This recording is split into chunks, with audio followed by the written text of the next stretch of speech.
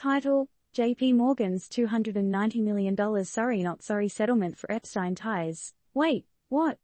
TLDR, JPMorgan Chase seeks court approval for a whopping $290 million settlement to resolve a class action lawsuit alleging they facilitated Epstein's dark deeds for 15 years. But don't get it twisted, JPMorgan isn't admitting to anything. They're just trying to avoid a long and ugly legal battle. The victims might get a slice of this cash pie, but there's a catch: they've got to let go of any future litigation against JPMorgan. So, is the big bank just writing a check to make it all go away? Welcome to the world of finance, where moral compasses can spin out of control faster than a teen on a sugar rush. The latest plot twist: attorneys are working their magic to set up a settlement fund of $290 million. Yup, that's 9 zeros, from JPMorgan Chase to pay the victims of the late Jeffrey Epstein. The accusations that JPMorgan, where Epstein had been banking for over a decade, played a supporting role in his heinous sex trafficking enterprise. That's like being the understudy in the worst play ever. Talk about a bad look. Now, this proposed settlement is a unique beast. Unlike a similar lawsuit with Deutsche Bank, oh yeah, they're in hot water too, this fund doesn't cap potential awards to eligible victims. So, it's like a big cash piñata waiting to be smashed? Not quite.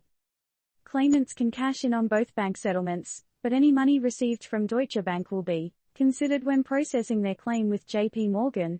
It's a bit like a BOGO deal, but with a lot more legal jargon.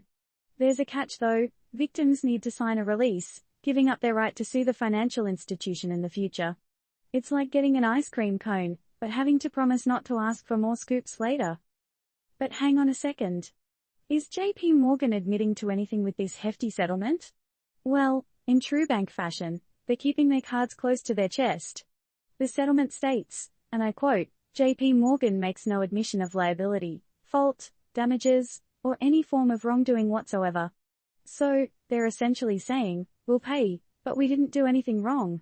Say what now? And there's more to this tangled web. The bank still has a pending lawsuit from the government of the US Virgin Islands because of its long-standing relationship with Epstein. Seems like JPMorgan can't get Epstein's shadow off its back, and it's costing them big time. Let's not forget JPMorgan's former exec, Jess Staley, who apparently was BFFs with Epstein. The bank's cross-claim indicates that Staley's close ties with Epstein kept the convicted sex trafficker's account alive and well at JPMorgan. Awkward, right? It's a wild ride in the financial world, folks. Banks, lawsuits, settlements, and a whole lot of money changing hands. It leaves us questioning, is this settlement about justice, or is it just another calculated move by a powerful institution to protect its own interests? And with all this talk of no admission of